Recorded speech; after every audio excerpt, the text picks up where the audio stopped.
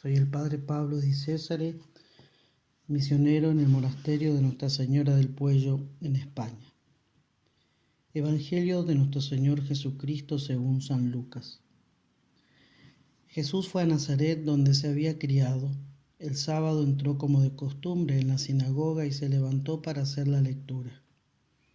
Le presentaron el libro del profeta Isaías y abriéndolo, encontró el pasaje donde estaba escrito: El Espíritu del Señor está sobre mí, porque me ha consagrado por la unción. Él me envió a llevar la buena noticia a los pobres, a anunciar la liberación a los cautivos y la vista a los ciegos, a dar la libertad a los oprimidos y proclamar un año de gracia del Señor. Jesús cerró el libro, lo devolvió al ayudante y se sentó.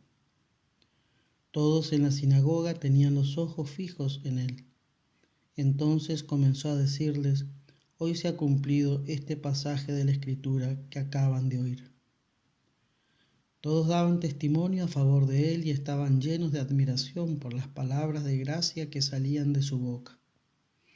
Y decían: ¿No es este el hijo de José? Pero él les respondió: Sin duda ustedes me citarán el refrán: médico, sánate a ti mismo.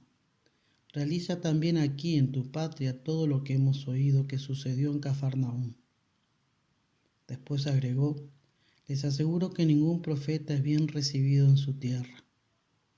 Yo les aseguro que había muchas viudas en Israel en el tiempo de Elías, cuando durante 3 años y 6 meses no hubo lluvia del cielo, y el hambre azotó a todo el país. Sin embargo, a ninguna de ellas fue enviado Elías, sino a una viuda de Sarepta, en el país de Sidón. También había muchos leprosos en Israel en el tiempo del profeta Eliseo, pero ninguno de ellos fue sanado, sino Naamán el sirio. Al oír estas palabras, todos los que estaban en la sinagoga se enfurecieron y levantándose lo empujaron fuera de la ciudad, hasta un lugar escarpado de la colina sobre la que se levantaba la ciudad, con intención de despeñarlo. Pero Jesús, pasando en medio de ellos, continuó su camino. Palabra del Señor. Queridos hermanos, escuchamos esta visita de Jesús al pueblo en el cual se había criado, a Nazaret, y entra en el lugar del culto, en la sinagoga, y allí predica.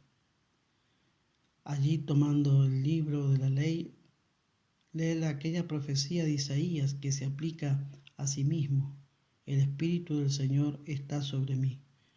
Un texto netamente mesiánico que habla de Mesías, del Salvador. Y dice allí: Él me envió a llevar la buena noticia a los pobres. Cristo, el Mesías, ha venido a traernos una buena noticia. ¿A quién? A nosotros, a los pobres, a anunciarnos la libertad y la vista a los ciegos. Como dice también el profeta Isaías, el pueblo que estaba en tinieblas ha visto una gran luz, que es Jesucristo. Y sobre esto queremos detenernos hoy día. En Jesús, que nos trae una buena noticia. ¿Cuántas ansias de buenas noticias tenemos? ¿Cuántas ansias de novedad? Pero no siempre tenemos ansias de la novedad del Evangelio. Jesús se presenta como alguien que viene a traer la buena noticia. El Evangelio, eso significa Evangelio en griego, buena noticia. Ahora bien, esa buena noticia no se reduce solo a la esperanza del cielo, ciertamente, a la eternidad, pero también se trata de una buena noticia que podemos comenzar a gozar ya desde esta tierra. La respuesta ante todos los problemas la encontramos en el Evangelio, porque Jesús dice que ha venido a traer la buena noticia a los pobres, a liberar a los oprimidos, a devolver la vista a los ciegos. Es decir, todas realidades temporales, todas miserias que solo existen en la tierra, y que no podrán coexistir en el cielo, porque en el cielo habrá desaparecido todo mal, todo llanto, todas lágrimas de los ojos serán enjugadas, dice también las Escrituras. Por tanto, la buena noticia de Cristo, que es el mismo Cristo, Cristo trae y es Él mismo al mismo tiempo la buena noticia. ¿Somos conscientes de esta verdad? Dice el Evangelio de hoy que la sinagoga, es decir, la gente, tenía los ojos puestos en Él. Nosotros también tenemos que tener nuestra mirada puesta en Jesucristo, en Cristo que nos viene a traer la buena noticia.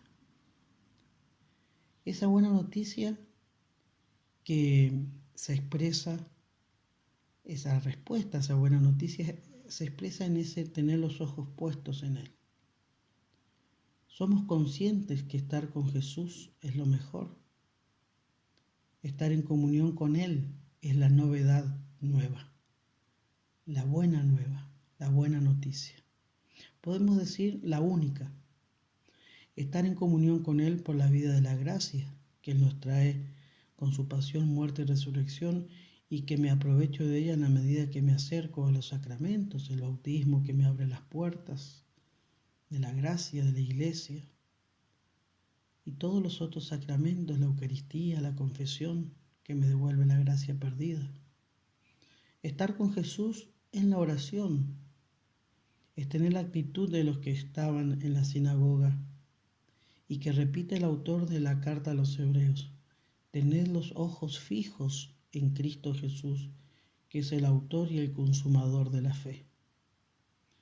Estar con Jesús en la oración, que es el acto de fe más hermoso, y por la fe sabemos que estamos unidos a Jesús. Y ejercitamos la fe en la oración. Recordarán cómo Santa Teresa define la oración: como un estarse amando al amado. Eso es orar, eso es rezar, eso es hacer actos de fe y actos de amor. Orar es estarse amando al amado. O también dice Santa Teresa, es estarse a solas con quien sabes que te ama. San Juan Pablo II nos decía al principio del tercer milenio que los cristianos debemos destacarnos en el arte de la oración, de ese estarse amando al amado. Porque si no, decía el Papa Santo, somos cristianos en riesgo. Y prestemos atención que dice, debemos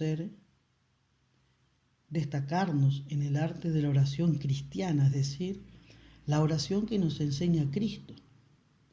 Pues debemos ser los contemplativos, decía él, los primeros contemplativos del rostro de Jesús, es decir, los que miramos la cara de Cristo, es decir, la fisonomía, la persona de Cristo. ¿Y cuál Cristo? No el Cristo que aparece en la serie o en la novela de las 9 de la noche, que es un Cristo y una historia tergiversada, sino el Cristo del cual nos hablan claramente las Escrituras. Los Evangelios, que son el corazón de las Sagradas Escrituras de la Biblia, nos hablan de Cristo.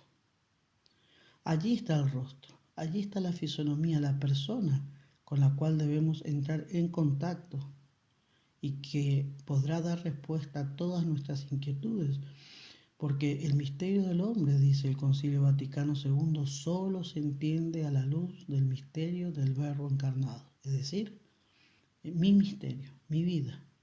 Yo como hombre me entiendo, me comprendo a la luz de Jesucristo, que es la segunda persona de la Santísima Trinidad, que es el modelo acabado del hombre redimido por el mismo Dios hecho hombre. A veces encontramos objeciones a la oración o afirmaciones que la oración es para cierto tipo de personas, para las mujeres, para las viejitas o para los religiosos llamados a una especial vocación, los contemplativos.